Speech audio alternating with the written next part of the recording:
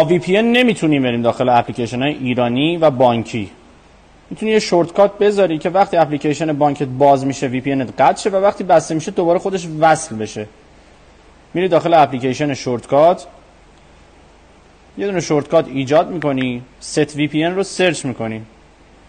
set VPN رو میذاری روی دیسکانکت، اون VPNی که همیشه بهش وصل میشی انتخاب میکنی. یه اسم براش میذاری، مهم نیست هر چیزی که گذاشتی. بعدش میری تو قسمت اتوماسیون. توی این قسمت سرچ میکنی اپلیکیشن، اسم اون اپلیکیشنی که میخوای، حالا یه دونه یا چند تا، مثلا بانکینو خاورمیانه رو من سلکت میکنم، میذارم روی ایز اوپن، ران ایمیدیتلی هم روشن میکنم.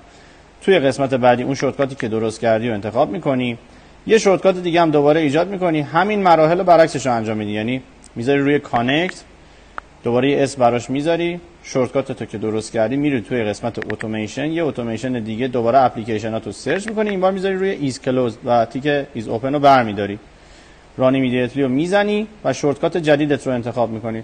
تموم شد. از این بعد هر بار بری توی اپلیکیشنت VPNت قطع میشه و وقتی که بیای بیرون وصل میشه.